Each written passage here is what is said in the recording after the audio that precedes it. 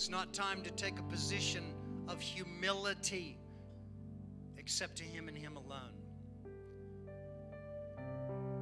See, God says, I know all about the spirit of manipulation and the spirit of control, and even the spirit of terror that those that would want to bring upon you, even because you're a carrier of Christ.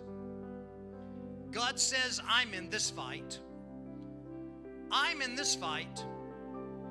There's been fights before that the church has fought in. God says, I was not in those. But God says, I'm in this one. God says, this is my fight, and I'm going to win. God says, this is the fight of the ages, up to anything the world has ever known. But my shed blood, which was 2,000 years ago, is more than enough. Even as my shed blood was more than enough.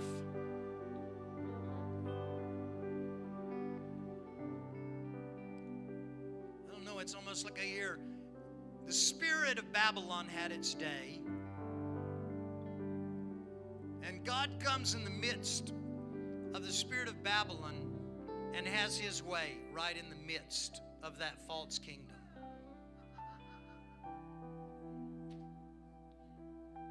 In the midst of a structure, in the midst of a system that looked fully controlled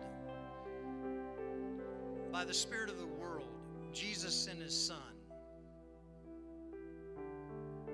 and turned it upside down. And once again, we stand at the threshold, we stand at the place, we stand at the crossroads, and yes, it's never going to be the same. But who wants it the same? Come on, who wants it the same? For a lot of us in this room, we've been Christians for a long, long time.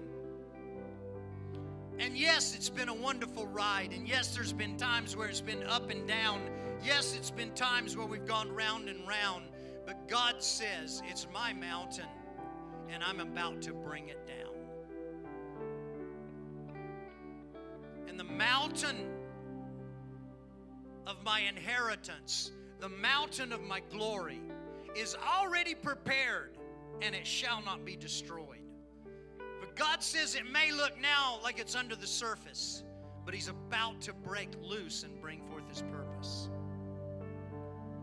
So don't be afraid, and don't be ashamed, for the power of the gospel is unto salvation to all that would believe, to the Jew first and even the Greek.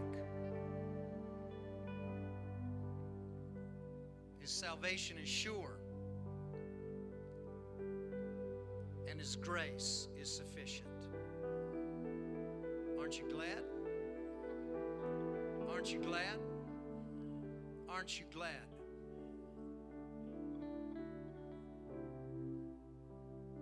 So turn your eyes to a different place. Set your focus upon the place of your home. Your home is not here. You're Heavenites. You're from Havania. That's the place where you set your eyes. That's the place where you gain your life. That's the place where vision comes from. Not from here, but from there.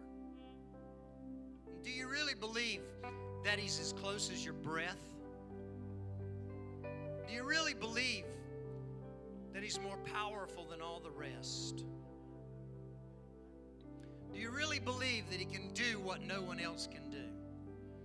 Those things that seem impossible, He makes possible for you. There's a rhyme in the air, and I feel like a poet.